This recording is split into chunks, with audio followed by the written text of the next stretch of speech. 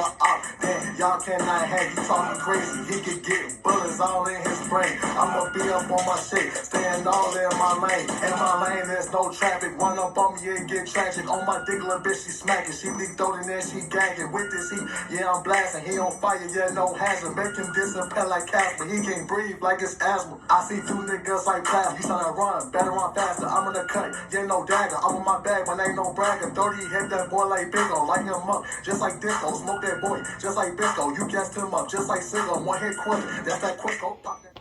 What's up, guys? It's your girl Alicia, and I'm back with another video. I just played my bestie song. It's called Go Freestyle by Vail J. I'll drop his name and everything down below. Y'all go search him up on YouTube and support him. You know, he's a new, dope, upcoming artist, and you know, he's trying to get out there. So y'all check him out for me. Sorry it's taking me a minute to make another video. It's been like almost 2 weeks, I think. I'm sorry, y'all. Been kind of busy. But yeah, that's when I knew I should have left him alone, because you know, he would keep reminding me, oh, we're not together, we're not together. But okay, we're not together, but you would still want me to do all these things for you. Still want me to do all these favors. Still wanted me to treat you like a boyfriend, even though you were not my boyfriend and I was not your girlfriend at the end of the day. And that was a problem to me. But of course, every time when I brought up how I felt, I was always the bad guy. So, okay, we're going to fast forward. So, at one point, his great-grandmother dies. And, you know, he gets distant. You know, I get it. His great-grandma died. He gets distant, whatever, you know. He was mourning. You know, he was grieving. And I didn't know nothing about it. Like, when she died, I found out through his social media. And, you know, that kind of bugs me a little bit, because I didn't even know she was sick. Didn't know she was in the hospital, none of that. Like, I didn't know none of these things. But I was like, okay, this isn't about me. This is about him. He just lost a family member. So, let me just take it upon myself to just be there for him. And, I don't know. It's like every time something happened, he would use that as an excuse. Oh, my grandmother just died. My grandmother just died. Like, we would make plans, and he would, like, you know, send me off, and it'll be like, oh, because my grandmother just died. I'm grieving. My grandmother just died. My great-grandmother just died. And, you know, I really tried to be understanding, but it's like, you really taking me for granted, you know? But yeah, it's like he really just started taking me for granted. It's like, all his actions, everything he would do was because his great-grandmother died. He's grieving, so that's why he's acting like this. That's why he's doing X, Y, and Z. Which, you know, I get it. You grieve. You know, a relative that you're close to just died. But don't make that as an excuse for every action that you make, you know. So, it kind of started getting to the point where, again, he would go days without talking to me, but he'll be like making posts about vacations. Not vacations, but vacations. When you go on a vacation with your bae, yeah. And like, he may post about that. He'll make, you know, he'll throw hints talking about how he finna drop a flick or a lick. Excuse me. Some people say flick, some people say lick. But like, he was gonna drop a picture soon. And him and the person that he's with shocked the internet type thing. And so I was like, I know he's not talking about me. So obviously it's somebody else in the picture. And long story short, guys, it was somebody else in the picture after wasting a half a year on this person, put all my time and energy and money and everything into. All this time wasted for you to just be with somebody else that probably doesn't do half of the stuff I did for you. That probably just uses you, you know? I don't know. I'm not going to speak on that relationship, because I'm just from the outside looking in, I guess. But yeah, so after multiple occasions, when he told me he was not ready for a relationship and that it would take him at least a year to get into a relationship, he posted on his Snapchat him and some girl at dinner I'm assuming he bought the dinner. He never bought me anything. He never bought me nothing.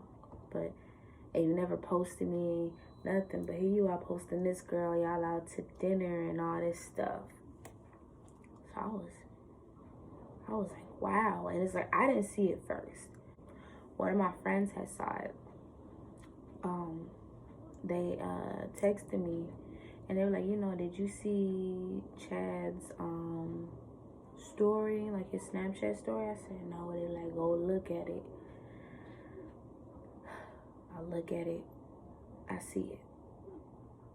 Then another one of my friends, like right after, text me. They're like, hey, if old boy ever asks you to do any more favors for him, don't do it. Because, bro, he bogus. And I'm like, wow, they saw it too. And then one of my other friends called me and they were like, are you okay? I said, dang, you saw it too? Like, oh my gosh. All my friends, they just had my back today. Like, they saw it.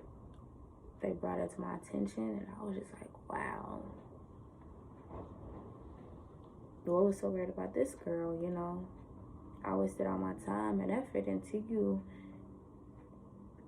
And I wasn't good enough to be your girlfriend. So, funny story. One day, my mom comes home and she's laughing. And, you know, she was like, you know, I gotta tell you something. I said, okay. This is the funny part, guys. So, the girl that Mariah, his little cousin, used to tell me would be over there spending the night, he worked with my mom. That one day, she told my mom everything. She was like, you know, he's told me a lot about her, and she used to do X, Y, and Z for him. And I was just like, wow. He wouldn't even admit to being with this girl, but somehow this girl knows a lot about me. She was like, my daughter would never do that, you know, like, and if it's true, how do you know she's bought him all this stuff and she's, you know, how do you know she's bought him all this stuff? And she's like, because we used to share what she would buy him together. At that moment, I was heated because I'm like, wow. So the favors you would ask me for, food and everything, you would ask me to get you. I would get it for you and you would share it with another girl. I'm not gonna lie, y'all, I felt disrespected. I wanted to really go to his house and confront him, but everybody kept saying he wasn't worth it. So, but one day I did confront him about it in person, and he claims it wasn't true, that it was a lie. He don't know what that girl talking about. Typical boy that lies. Moral of the story is, ladies, know your worth. You know, if somebody is showing you that they don't want to be with you, let it go. Even if you really care about them, even if you really love them, even if you really want to be with them, it's not worth it. Let it go. Because you're just going to waste your time, your energy, everything, and you're going to be drained. It's not worth it. There's somebody out there for you. Don't settle just because somebody was good to you in the beginning. You know, we get so caught up in these first impressions that we fail to realize when somebody is really just BSing us. So ladies, just please know your worth and know that if he wants you, he's going to apply pressure. He is going to act just like Mr. Right. That's the end of my TED Talk, guys. I really hope you enjoyed all 3 parts of this story. But like I said, sorry that it's taken me a while to post. Like I said, I've been kind of busy with school and everything. But yeah, I love you guys. I will be back with another video soon. And yeah. Mwah.